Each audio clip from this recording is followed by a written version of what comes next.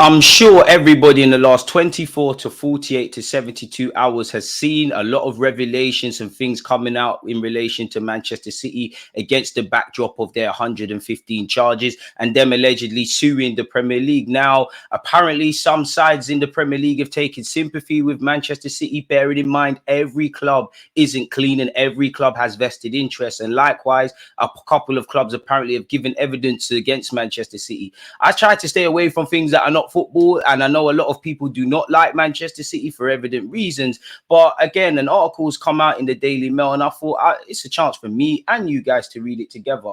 Revealed at least 3 clubs, including Newcastle, sympathise with Manchester City's legal case against the Premier League as civil war brews ahead of next week's hearing.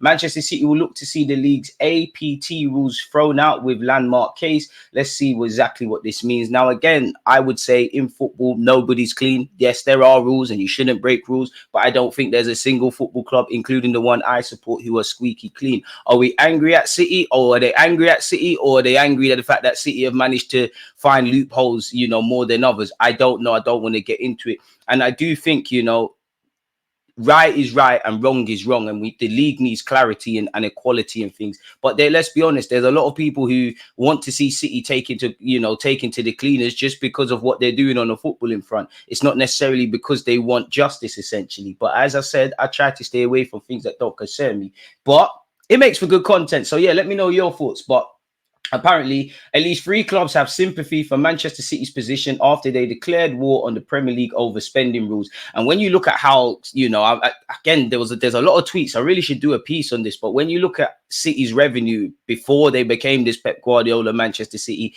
it does seem quite fishy. Apparently, Mailsport understands Chelsea, Aston Villa and Newcastle all believe the champions have valid concerns ahead of the hearing on Monday. You lot just want to be able to buy players. And, Chelsea have flexed their money where spending. Apparently, they need to get rid of people by June. Aston Villa apparently are cozy with Manchester City's owners, but at which City will attempt to get rules that limit how much companies linked to club owners can spend on sponsorship deals thrown out. I think Manchester City are going to, bust case. If you've got all this money, you've got the best lawyers and QCs and barristers that money can provide. I think they'll do whatever, really. And, is there really any equality? Because, all the head chiefs at these Premier League clubs, the governing bodies like the Premier League, they're all friends. They're all in the same social circles. It's like when you watch politics and you see the Labours versus the Tories. It's just a video game, really. It's all a simulation. But nonetheless, while Chelsea have provided a statement which challenges the updated rules on associate party transactions, obviously they've got new owners that have been flexing their muscles,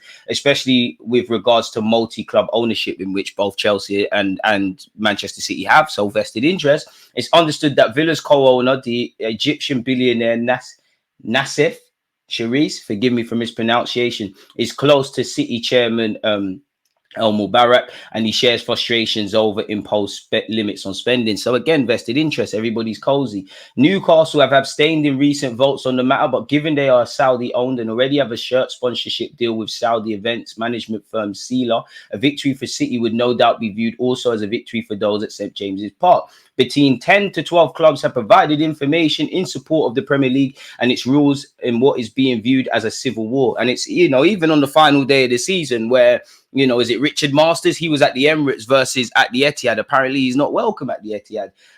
It's being seen as a civil war, which evidently it is. Sources say the group include the likes of Manchester United, Arsenal, Fulham, Wolves, Brighton and Spurs. Some have provided witness statements while others have provided letters. There is some rumours on social media that, Arsenal behind the whistleblowing and things. And again, rumours and facts are very different things. You could see why this could go out of control, really and truly. I mean, Manchester City just doing it better than everyone. Yes, when Abramovich came and he spent money, it was seen as frowned upon, and it was probably the beginning of what we're seeing here. Obviously, some clubs are more likely to spend money than others. Every club in the Premier League has money, but yes, there are clubs that are pegged against, essentially countries, essentially, so they've got an unlimited pit, but everybody's spending money. To be devil's advocate, I'm not picking no sides, but Manchester United spent a lot of money, Arsenal spent a lot of money, Spurs spent 50 odd million on Richarlison and Brennan Johnson. Are we angry that City are just doing it better, or Is right and wrong's wrong, and is there any morality in football? Because none of these clubs, including mine, none of them can paint themselves as the good guys. It's all the belly of the beast. If anything, it's us fans and us at the ground level that love the game that are the victims. The TV rights are stupid. You have to have several subscriptions to watch games. The kits are getting more expensive. Season tickets are zanging themselves. They leverage our love for the game, really, which is illogical. It doesn't make sense. Some people can leave their wives and husbands and change jobs, but you never change your football club. It's us that are at the bottom, really and truly. It's really, when you take off your fan supporting cap, it's just us against them. They're the belly of the beast, really. So yeah, man, it is what it is. Let me know your thoughts as well, people. City, who will face 115 charges of breaking Premier League spending rules in November, have launched an unprecedented legal action in which will be heard at a 2-week hearing on Monday. They want changes to the APT rules brought in following the Saudi Newcastle takeover in November 2021 thrown out. They're also claiming damages. Within their case, City say the current system is a result of a tyranny of the majority, and it's based on discrimination against clubs with owners from the Middle East, which, let's be honest, there is a bit of discrimination depending on where the owners are from. But also at the same time, where you see Manchester City come out, and again, I didn't plan on making this video. I would have got all this information.